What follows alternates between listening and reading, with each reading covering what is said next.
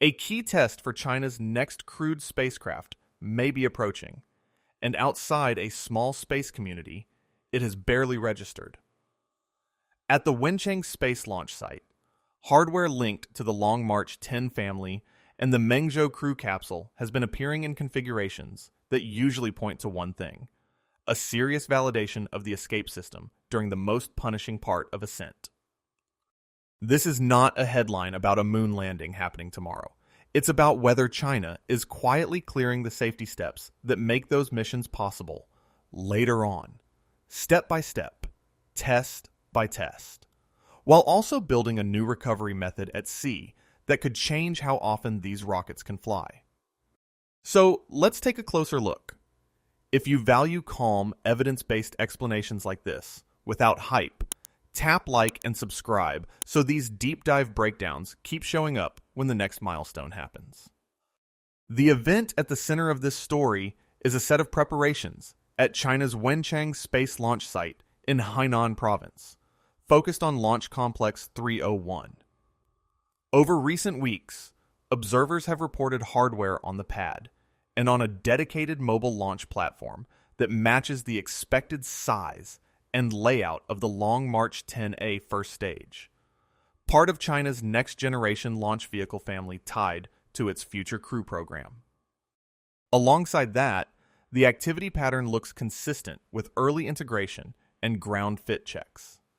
In plain terms, fit checks are the practical work of proving that the rocket, the launch platform, the propellant lines, and the access structures physically connect and function together as a system. Reports describe propellant umbilical arms being positioned at the base region of the stage, access platforms being installed around where an interstage would sit, and these elements linking into a service tower that appears only partially complete but already mounted directly to the mobile platform. The widely discussed near-term purpose of this setup is an escape system test involving the Mengzhou crew capsule. Specifically, reports suggest an in-flight abort test at max Q, the period of maximum aerodynamic stress during ascent, possibly around February 11th, 2026. That date has not been formally confirmed by China's space authorities, but it has been repeatedly mentioned as a likely window. Separately, the same reporting suggests China may also attempt to recover a booster stage at sea using a new dedicated platform, sometimes referred to as Navigator, designed to support net and cable capture during descent. To understand why this moment matters, we need to separate three connected systems: the launch vehicle, the crew spacecraft, and the recovery infrastructure. Each plays a specific role, and each answers a different technical question. 1. Why does China need Long March 10 at all? China's most powerful operational rocket today is Long March 5. Its capability toward the moon is typically described in the range of roughly 8 to 9 metric tons sent toward translunar injection, often abbreviated as TLI. Translunar injection is the maneuver that sends a spacecraft from Earth orbit onto a trajectory toward the moon. It requires both high energy and precise timing. For robotic cargo, that 8 to 9 ton class can be sufficient. But for a human lunar landing architecture, you need more mass in lunar orbit. A crew capsule, a service module, and a dedicated lunar lander together exceed what Long March 5 can send in one launch. That performance ceiling is what Long March 10 is designed to overcome. Long March 10 is described as a super heavy lift rocket. In headline terms, it stands around 92.5 meters tall, with a core diameter of 5 meters. Its projected capability is about 70 metric tons to low Earth orbit, or roughly 27 metric tons toward the moon. That second number is the critical one. It places China in the performance range needed for a 2-launch lunar mission architecture. 2. How does Long March 10 achieve that performance? The answer lies in its staged propulsion design. The first stage consists of a central core flanked by 2 strap-on boosters. All three elements use clusters of YF-100K engines. These engines burn kerosene and liquid oxygen, often referred to as kerolox. Kerosene provides high thrust at liftoff, which is essential for overcoming Earth's gravity and atmospheric drags. In total, 21 engines ignite at liftoff, producing on the order of nearly 2,700 metric tons of thrust. Once the boosters expend their fuel, they separate to reduce mass as the vehicle continues upward. After first stage burnout, the second stage takes over. It uses two vacuum-optimized YF-100M engines. Vacuum-optimized means the engine nozzle is shaped to operate more efficiently in the near vacuum of space, where there is little atmospheric pressure resisting the exhaust flow. This stage handles orbital insertion and the early part of the translunar injection burn. The final push toward the moon comes from a third stage powered by liquid hydrogen and liquid oxygen, often called hydrolox. Hydrogen is less dense than kerosene but provides higher efficiency, measured as specific impulse. Specific impulse is a way of describing how effectively a rocket engine uses its propellant to generate thrust. Higher specific impulse means more velocity gain per unit of fuel. This third stage reportedly uses 3 YF-75E engines and can restart multiple times. Restart capability is crucial because lunar missions often require precise trajectory corrections after initial injection. Without restarts, fine adjustments would be limited. 3. What is Long March 10A, and why is it relevant here? Long March 10 A is a related variant focused on low Earth orbit missions. Instead of 2 boosters and 3 stages, the 10A configuration is described as a 2-stage vehicle without the high-energy hydrogen upper stage. Its first stage uses 7 YF-100K engines. Its second stage uses a single vacuum-optimized YF-100M. By removing the lunar-specific upper stage and boosters, the vehicle becomes more cost-effective for regular crew and cargo missions to low Earth orbit. It is also described as partially reusable. The first stage includes grid fins for aerodynamic steering during descent, landing legs, and reinforced structures to survive re-entry heating. The engines can reportedly throttle down to around 60% thrust, allowing controlled vertical descent and landing. Its payload capability is described as roughly 14 metric tons to low Earth orbit. That is sufficient for crew capsule testing and operational flights to the Tiangong space station. 4. What exactly is Mengzhou? Mengzhou is China's next-generation crewed spacecraft. It consists of 2 main components, a pressurized crew module and an unpressurized service module. The crew module has a conical shape, similar in concept to Apollo or Orion. This geometry helps distribute the heat load during atmospheric re-entry. When returning from the moon, re-entry velocity can reach approximately 11 kilometers per second.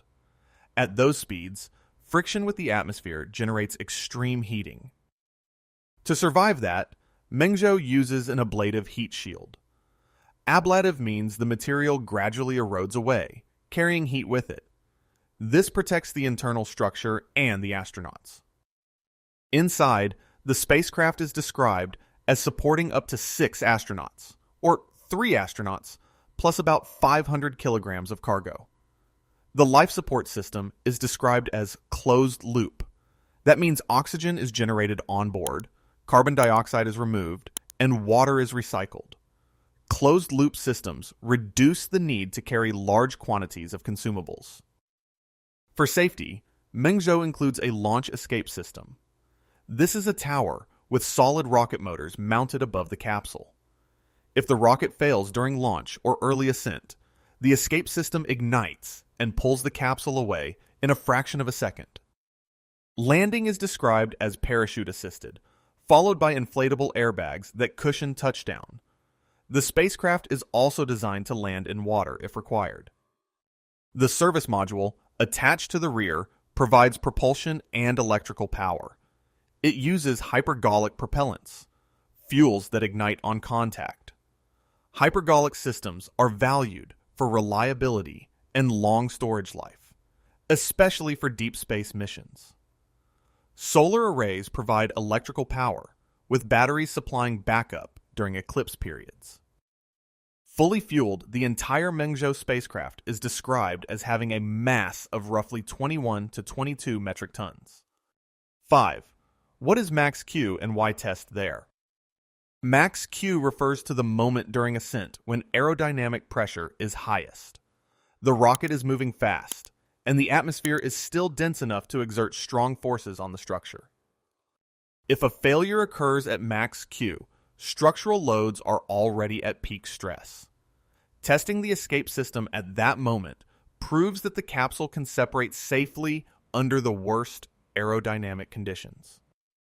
An in-flight abort at max Q therefore validates timing, separation logic, structural margins, and parachute deployment sequence in the most demanding part of ascent. 6. What is the Navigator recovery system?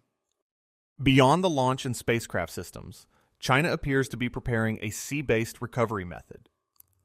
The platform, often referred to as Navigator, is described as approximately 144 meters long and 50 meters wide, with displacement around 25,000 tons. It reportedly uses a DP2 dynamic positioning system.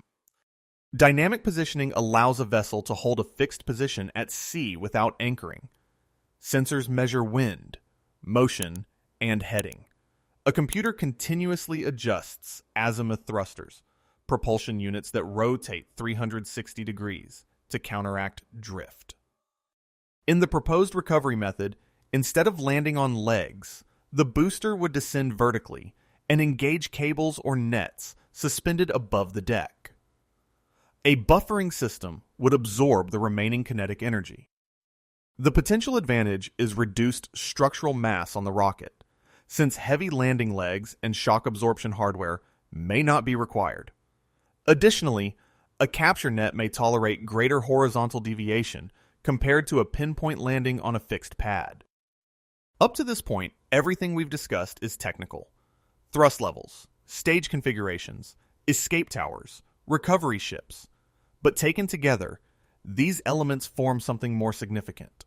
A phased pathway towards sustained human missions beyond low Earth orbit. The first layer of importance is safety validation. A crewed lunar program is not defined by a single launch. It is defined by how consistently each risk is reduced before people fly. An in-flight abort test at max Q is one of the most demanding checks a launch system can undergo. If successful, it would demonstrate that China's escape system functions under peak aerodynamic stress. That removes a major uncertainty ahead of operational crew flights. If not successful, it would identify design changes that must occur before astronauts are placed on board. Either outcome moves the program forward, but only one accelerates it. The second layer is architectural readiness. China's lunar strategy appears to rely on a dual launch approach. One rocket sends the lander, another sends the crew. For that to work, both the launch vehicle and spacecraft must achieve predictable, repeatable performance. Long March 10 provides the required mass to lunar orbit. Mengzhou provides the crew transport capability. Lanyue provides surface access. Each system alone is incomplete. Together, they form a modular architecture. If Long March 10 performs as designed, roughly 27 metric tons toward the moon, that places China within the performance band required for crewed lunar assembly in orbit. That is not a small threshold. It marks the transition from robotic exploration to human-capable logistics. The third layer is cadence and cost. Reusability changes timelines. If the Long March 10 variant can routinely return its first stage, and if a net-based sea recovery platform proves reliable, that could reduce turnaround time between launches. Dynamic positioning at sea is not new technology, but applying it to rocket capture is a logistical evolution. A ship that can hold position precisely under variable wind and wave conditions increases the recovery window flexibility. If that system functions as intended, it could reduce the mass burden on the booster and potentially lower refurbishment complexity. Over time, that influences how often launches can occur. There is also a strategic dimension. The United States is pursuing its own return to the moon effort through the Artemis program, using the Space Launch System and Orion spacecraft. China's system, however, is structurally different, leaning on a new heavy-lift rocket family and potentially reusable variants for lower-cost orbital missions. If both systems mature on similar timelines, the global lunar landscape changes from isolated demonstration missions to sustained presence. None of this guarantees a lunar landing on a specific date, but it does show whether the technical foundation is being assembled in the correct order: launch vehicle capacity, crew safety validation, spacecraft endurance, and recovery infrastructures. If those pieces align, the next phase of human lunar exploration becomes technically plausible within this decade. Despite the visible hardware and the reported timelines, several elements remain unconfirmed. First, the date most frequently mentioned for the Max-Q escape test, February 11, 2026, has not been formally announced by China's national or crewed space authorities. That means any discussion of timing remains provisional. The presence of a test article on the pad and the activation of the water deluge system suggest preparation, but preparation does not equal execution. Second, the exact configuration of the test vehicle is not fully clear. If the upcoming stack uses substantial boilerplate components, non-flight hardware designed to simulate mass and aerodynamics, then the objective would be limited to validating escape performance rather than demonstrating full mission capability. That distinction matters when interpreting results. Third, the sea-based recovery concept has yet to be demonstrated in operational conditions. A DP2 dynamic positioning system provides redundancy and stability, but capturing a descending booster with cables or nets introduces alignment tolerances, energy absorption challenges, and weather dependencies that must be proven in real time. Until a live recovery attempt occurs, it remains an engineering proposal rather than an established method. Looking ahead, the next milestones to monitor are relatively clear. Confirmation of the in-flight abort test and its outcome. A full flight of the Long March 10A in operational configuration. Progress toward a first crewed Mengzhou mission to low Earth orbit. Demonstration of reusable booster recovery at sea. Each of these steps represents a discrete checkpoint. None alone completes the lunar program, but together they indicate whether the architecture is converging toward readiness. For now, what we are seeing is a program moving from design to validation. The pace and results of the upcoming tests will determine how quickly that transition continues.